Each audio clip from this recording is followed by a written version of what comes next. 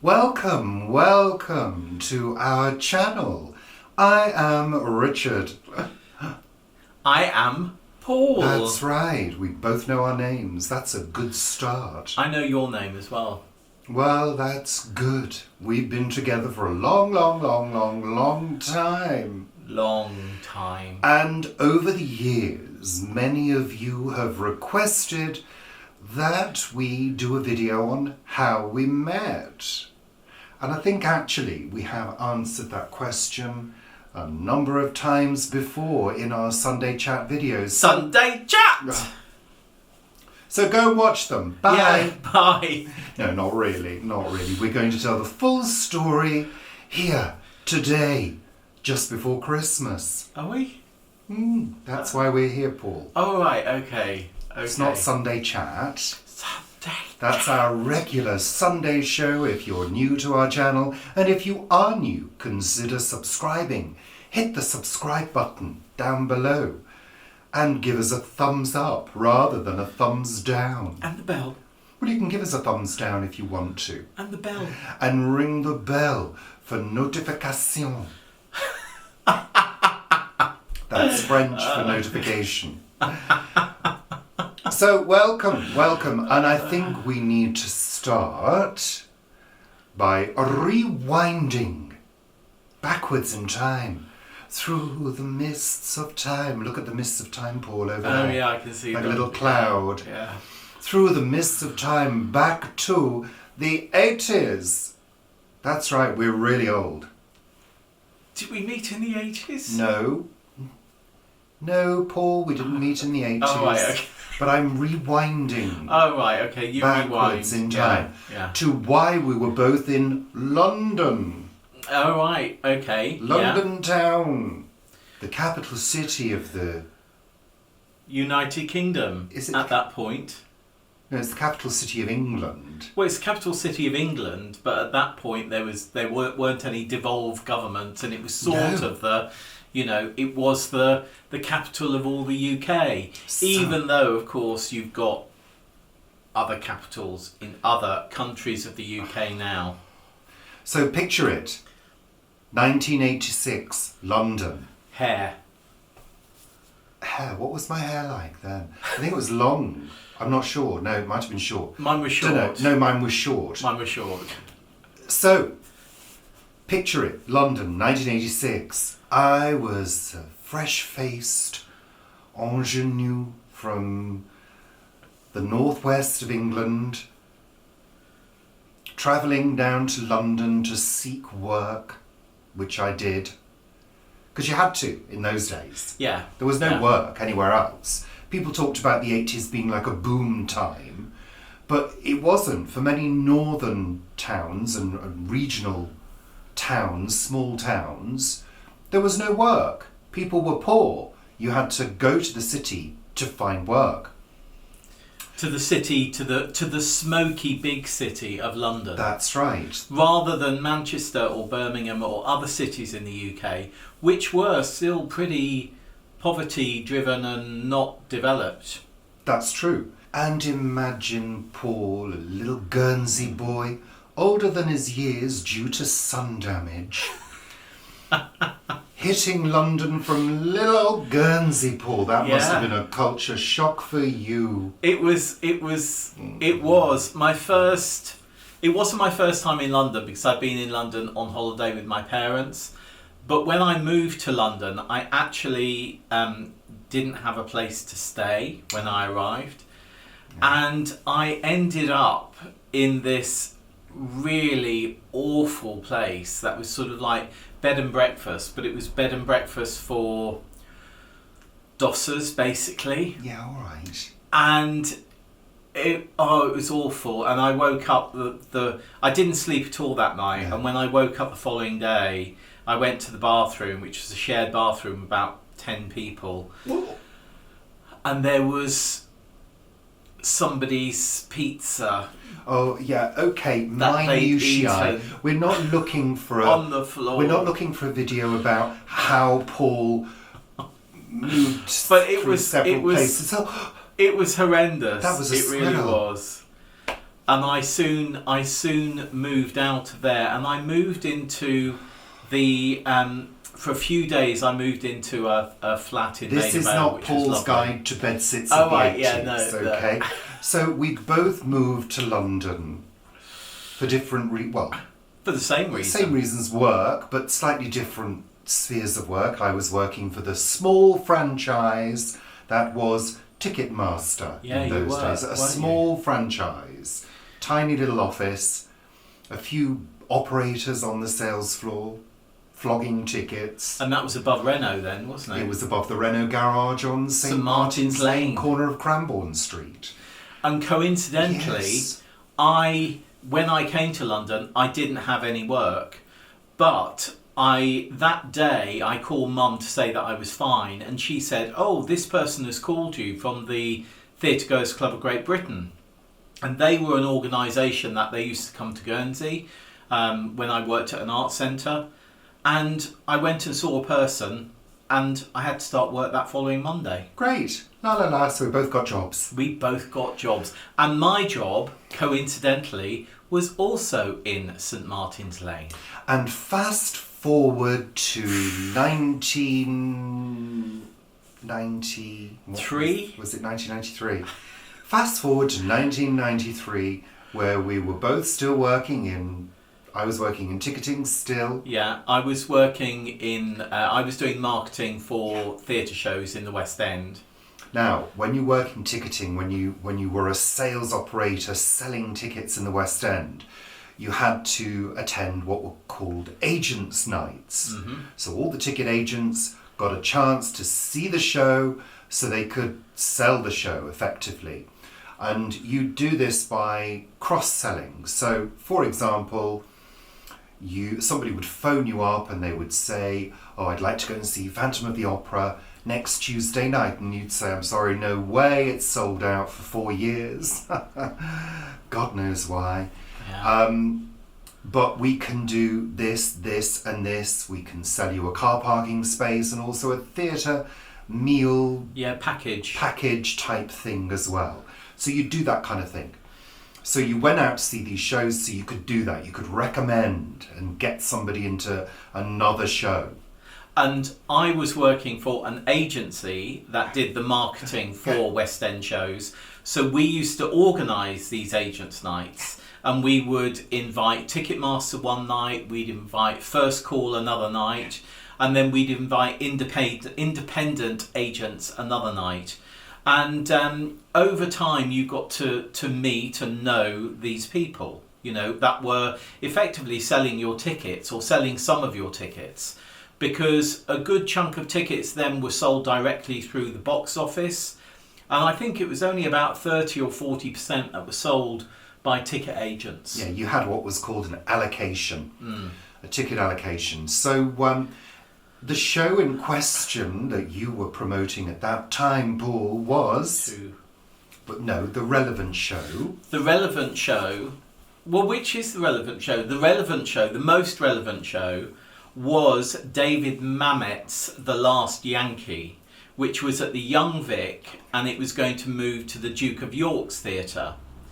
And at that time it had Zoe Wanamaker and Peter Davison in it. Yeah, skip to the good bit. So we had an agents' night for Ticketmaster and invited the phone room of Ticketmaster to come and view the show and have drinks. So they all turned up, and I was handing out tickets outside the box office of the Young Vic. Now the important thing about this is that the Young Vic box office is in the foyer, but it's actually raised up on a few steps. And I was up on some steps handing out tickets to people as they came in, including you. Including me. I thought he was tall and hunky. I didn't realise he was standing on a stair. So, and I think by that time I'd already had a few drinks. I think, drinks. There weren't usually drinks beforehand, but there were drinks in the interval and drinks afterwards. I think we'd been somewhere else I beforehand. think you had been. And one of our friends that I had worked with, she was in marketing at Ticketmaster. She was there as well, and I think you had been for a few we were good drinks. friends. Yeah. So then the interval came, and everyone came out of the theatre, obviously, to get their free drinks. And again, I'm standing on this step in the foyer, and we're talking, and then they go back in. But by this time, when they went back in after the interval, we'd arranged to meet at a little tapas bar thing opposite, hadn't we? Had we? Opposite the Young Vic. Yes, we had, Richard. Yes, we had. So when the curtain came down, people just sort of obviously leave. People ran. So as soon as I knew that the curtain was coming down, I went over to the tapas bar and I sat on a bar stool. And then you and our friend arrived a few minutes later. Yes. He's not remembering this bit. So we got chatting. We were chatting and chatting for several hours. Did we? It was a late night bar. And then when we got up to go, I think that's when you realise that because I've been sat on a bar stool, I actually wasn't 6'2". I was actually 5'8" and chunky. That was the moment that you realise, oh my went God. Downhill from that point. So we kind of met a couple of other times as well. There was another show called Lipstick Dreams. And we're going to go into this. People have asked for this, so they're going to get it. So we had another show called Lipstick Dreams, which was at the Shaw Theatre. Yes, I remember that one. And that had a number of people from Prisoner Cell Block H in it, which And was Neighbours. and Neighbours, which were big shows in America. And it was quite fun. It was. It was quite fun, that one. It was. I can't remember exactly what it was about, but it was quite fun. And again, we had Agents Night. Wasn't it sort of 50s type? I think it was. But you came to the Ticketmaster Agents Night for that. But then he came to other nights as well. You came 3 times to that show. Yeah, because I had to. It wasn't because of you. God, You didn't have to at all. Don't flatter yourself. You Paul. didn't have to at all. It was very unusual for a Ticketmaster person to turn up on a first call night. But you were there on a first call night, and I remember the head of first call saying, "What's the Ticketmaster person doing here?" Oh, I don't remember that. No, you don't. You don't remember much. No. Anyway, anywho, things developed They did. over time and Slowly. Yeah. Yeah. Very slowly, because you, frankly, weren't very good at small talk No. at all. I'm still not. No. No. So- You're very good at talking, aren't you? Yeah, I am. Yeah. Oh, yeah. So that's it. I mean, that's it. We met in the West End of London, London Theatreland. And we went But in out. We went out. Yeah, I went We down went there, to this yeah. hotel in Marble Arch that had a piano bar type of thing. Do you remember this? You don't. So we went out with our other friend, the marketing friend from Ticketmaster, and we went to this event. And we were sort of clearly thinking, oh, well, you know, maybe we're going to get on, you know, maybe there'll be more. Maybe there'll be snogging, maybe there'll be more. So anyway, we left there. It must have been about 1 o'clock in the morning. And cabs then didn't seem to be around. And I'm not quite sure whether we had the money for cabs then. So we walked home. We walked towards my home, and then his home was further on. And we got to the screen on the green at Islington. And you jumped in a cab. Yeah, I did, because I thought this guy is the most boring person I've ever met. He's not said anything to me. He's not even asked me any questions. So I'm going home. As soon as I find a cab, I'm going. So I did. So he went home. Yeah, I did. I walked the rest of the way home to Highbury Fields. And I can't really remember what happened next. I think our friend from Ticketmaster, I think she sort of connived to get us back together again. And then the do you rest remember? is history. Do you remember we would? He lived in East Finchley then and had a single bed, with a radiator next to it. So your bum was either boiling hot or really cold. And we shared that bed a number of times, didn't we? Yeah, and that's where the story ends. And I had a futon where I lived, and that was really quite, you know, big, but it was really uncomfortable. It's like sleeping on a xylophone, I tell you. You could feel every ridge. Oh.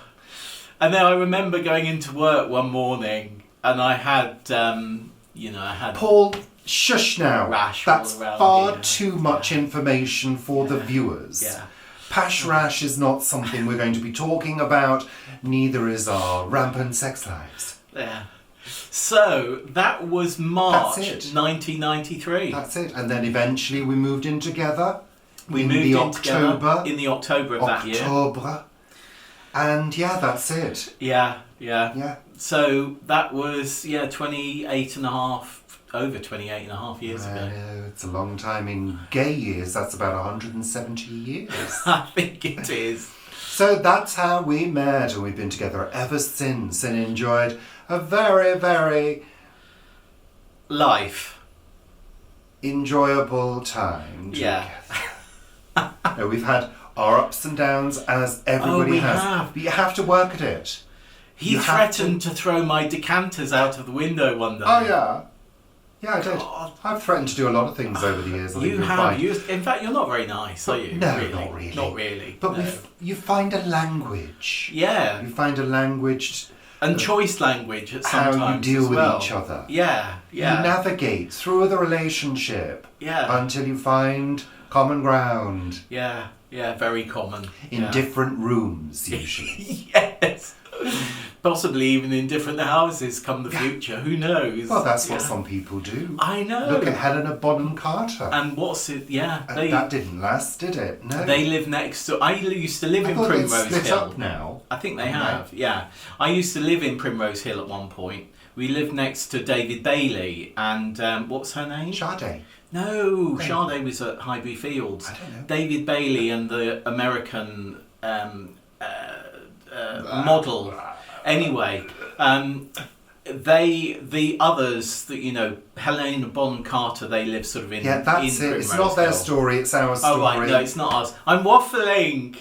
Yeah, well, that's the story of the last 28 years, isn't it? So that's it. That's it. Is that it? Is There's that nothing it? else to tell. So when people say, "Oh, how did you meet?" we can go, there's the video. That's how we met. That's it. And things are, London has changed. Oh, it has changed. When we moved in the 80s, London, frankly, and I'm going to swear, was a shithole. It was filthy It was and filthy. exciting. The only time it looked good, London, Was in the rain. was either when it snowed Oh yeah. Which or at night, yeah, in the That's dark, it. in the rain. Yeah. During the day, it was filthy, absolutely filthy. This was before they really marketed the West End as Theatreland. Yeah. And the South Bank. You didn't go to the South Bank unless you were going to the National. Yeah, and then Really? you went to the National and you either came back over or went to the Waterloo tube station. Or ran as quickly Or- as possible in the opposite direction from all the homeless people. But that's when London was really exciting. It was gritty. It was full of joy then, full of heartache, full of dirt, full of Terrible transport. but it was just vibrant and exciting. You thought nothing of being stuck on a tube train in a tunnel for half an hour in the morning. That was exactly. normal. That was normal. It was Very normal, everyday occurrence. Where now, we haven't been into central London for a long time, but in the last 10 years that I was going into central London regularly, the gentrification of London, it's done fabulously well for tourists, but it's lost its heart, I think. Central London is a lot cleaner than it used to be, but there are still gritty areas. Oh, well, of course, of of London, of course there are, of any city. London's a big collection of villages and You towns. know when I isn't it? mentioned central Is it? London, when I was describing what I was describing, the reason I mentioned central London is I was describing central London rather than those other gritty places around and about. I wasn't listening. No, he wasn't listening. Anywho, That's the story of 28 that's the years. story of how we met. Listening well and not listening at all. Yeah. Equal mix, I think. Sorry, were your lips moving then? Thank you for watching. Bloody thank you. And thank you for tuning in, subscribing, and following us on all our different platforms like Instagram, Facebook, Twitter, that Paul uses, I don't. Occasionally. And our Facebook group, Planet Vegetaria. That's a Facebook group by Richard and Paul. Richard and Paul since 2017. That's contractual. So. And coffee. And, of course, our exclusive coffee page where you can buy us a coffee and access exclusive content only for coffee supporters. Including something we're about to do now. Yes, so thank you, bloody thank you, and goodbye from me, Richard. And me, Paul.